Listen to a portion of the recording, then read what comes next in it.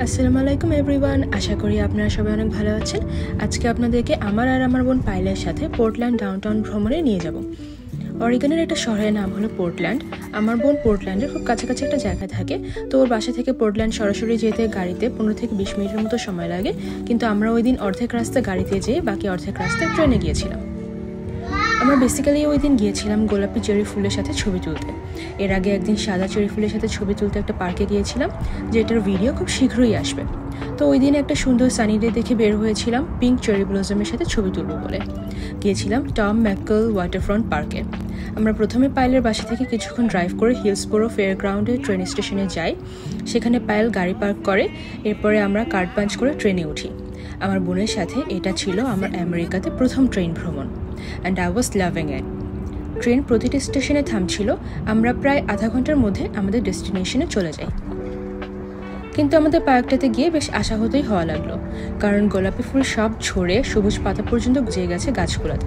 তো আর কি করা, আমরা স্টিল কিছু ছবি তুললাম সুন্দর সানি ডেতে। পিছনে সবুজ গাছের ব্যাকগ্রাউন্ডে সুন্দর কিছু ছবি আসলো আমাদের।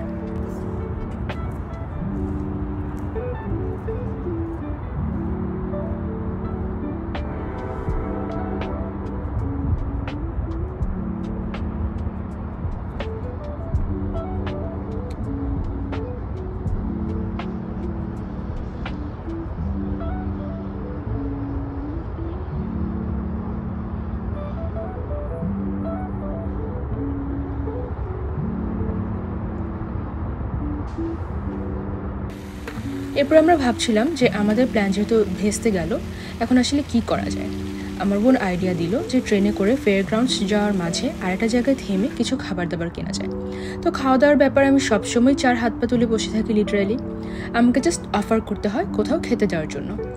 তো আমার আইডিয়াটা অনেক ভালো লাগলো, কিন্তু আমরা তখনই চলে গেলাম না। আমরা আরও কিছুক্ষণ ওয়াটারফ্রন্ট পার্কে হাঁটাহাঁটি করলাম। এরপর পোর্টল্যান্ডের খুব ফেমাস একটা ডোনাট শপে গিয়ে ডোনাট কিনলাম। ডোনাট শপের সামনে খুবই সুন্দর একটা স্ট্রাকচার ছিল, সেটার সাথে ছবি তুললাম, সেটার ভিডিও করলাম। এরপর আমরা ট্রেন স্টেশনে গেলাম বেভারটন যাওয়ার জন্য।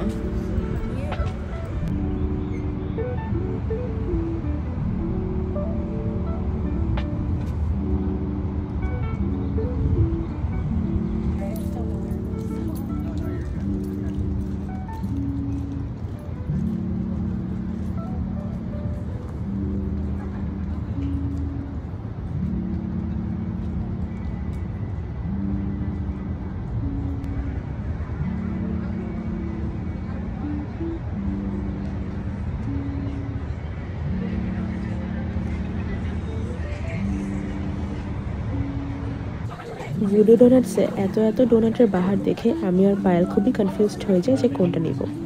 পরে অনেকক্ষণ ডিসাইড করে আমরা 3 ধরনের ডোনাট নিই।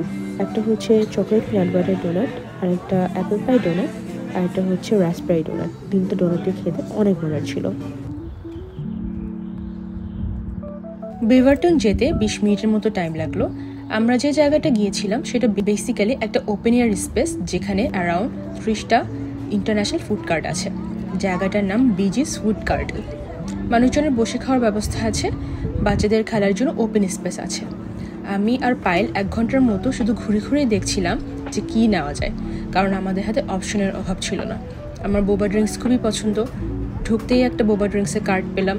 এছাড়া চাইনিজ, কোরিয়ান, জাপানিজ, থাই, মেডিটেরেনিয়ান, মেক্সিকান, ইথিওপিয়ান কার্ট ছিল। আমেরিকান কুইজিনের মধ্যে হাওয়াইয়ান কার্ট, ফিলিস্টিকের কার্ট ছিল। আমি কোনো একটা নির্দিষ্ট কুইজিনের ফ্যান না। চাইনিজ, কোরিয়ান কুইজিনে শ্রিম্প আর ক্র্যাবের আইটেমগুলো আমার খুব ভালো লাগে। জাপানিজ কুইজিনের মধ্যে সুশি আমার খুব ফেভারিট। মেডিটেরেনিয়ান কুইজিনের মধ্যে আমার মোটামুটি সবই খুব ভালো লাগে। মেক্সিকান ট্যাকোস আমি খুব পছন্দ করি, স্পেশালি শ্রিম্প ট্যাকোস। আমি ভাবছিলাম যে সুশি খাবো না মেডিটেরেনিয়ান খাবো। একটু বেশি হাংরি ছিলাম। মেডিটেরেনিয়ানের খাবারের পরিমাণ অনেক বেশি থাকে, এর জন্য ভাবলাম এটাই নিই। আমি আর পায়েল 2টা মেডিটেরেনিয়ান প্ল্যাটার নিই। আমার প্ল্যাটারটায় রাইসের সাথে ছিল চিকেন প্লাস ল্যাম্ব জারো, হামাস আর সস। পিটা ব্রেডের পরিবর্তে আমি এক্সট্রা রাইস নেই। পায়েল সাজিব ভাইয়ের জন্য একটা কোরিয়ান র্যামেন বোল নেয়। আমাদের সুশি খেতেও খুব ইচ্ছা করছিল, এর জন্য আমাদের বাসায় নেওয়ার খাবার পিক করে জাপানিজ কার্ট থেকে স্পাইসি স্যামন সুশি কিনে সুশি খেতে বসে গেলাম।